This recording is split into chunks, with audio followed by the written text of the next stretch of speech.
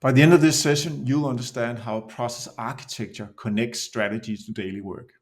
You'll learn the core parts, how they fit together, the order to tackle them in, and I will use the supplier selection as our running example for explaining the basics of process architecture. Our own BPM tool will serve as the basis for the illustration. Architecture is your map of flow and value. It shows what exists, who owns what, and how standard work is done. Without it, we get silo fixes, duplicated projects, and automation without any clarity. With it, we focus investments, align teams, and make good practices repeatable. A process architecture normally has 8 basic parts.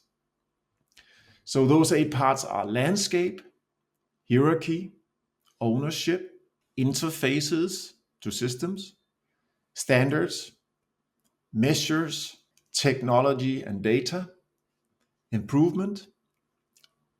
And these 8 parts all interlock. I'll explain these briefly, show it how it relates to the others, and give that supplier selection process example. I will also be mentioning common frameworks or tools that you can dive deeper into.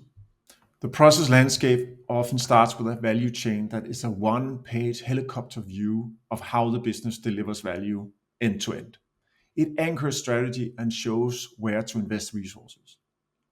For example, select supplier lives on the procure products and services, and this hierarchy is a shared scale from big categories down to tasks so that everyone speaks the same language. Now let me show you some example levels. Level 1 is operate the business. Level 2, procure products and services. Level 3, the process level, select supplier. Level 4, activities, for instance, evaluate suppliers, register supplier in ERP, and so forth. Level 5 is where the work instructions and tasks live, where you may be registering the supplier in the system. The frameworks you can use is APQC levels for naming, BPMN, for instance, for level 3 mapping, and work instructions managed at level 4 and 5.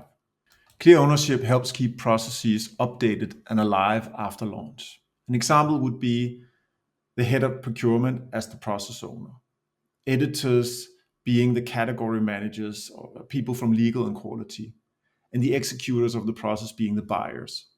This can all be detailed as a RACI matrix. So the tools you may need would be a RACI template, owner network, and some kind of lightweight changelog.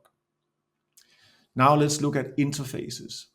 They make boundaries explicit so work flows more smoothly. At the example we look at, we have inputs from select supplier delivering output to register supplier in ERP. Triggers would be like new category need that would start the flow. The tools you would need would be something like SIPOC for quick scoping, BPMN for message flows, and a simple interface catalog. Standards turn maps into standard work.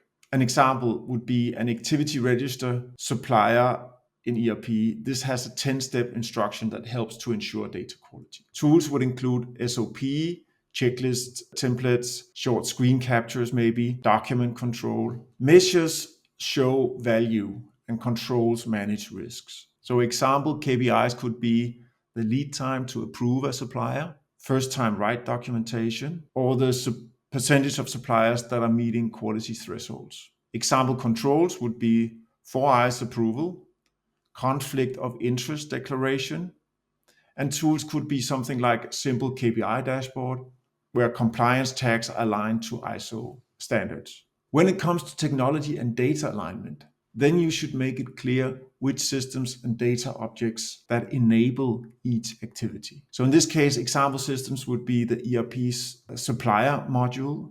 It may be a contract repository, or maybe some kind of risk screening tool. Data objects would be a vendor master record, contracts, and tools in general could be an application map, some kind of lightweight data glossary, and maybe some kind of integration list where you see APIs and files. When it comes to improvement, you should keep a living backlog so improvements don't depend on big projects. It's a continuous thing. An example would be to log issues and comments from business users and take them through a clear decision process. The tools you could be using would be Kanban boards, backlogs. You can use Jira, Planner, incident forms routed by a process. You also need some kind of versioned change log. But now let's look at how all the different parts of the process architecture relate. The landscape, or the value chain we talked about, anchors the hierarchy.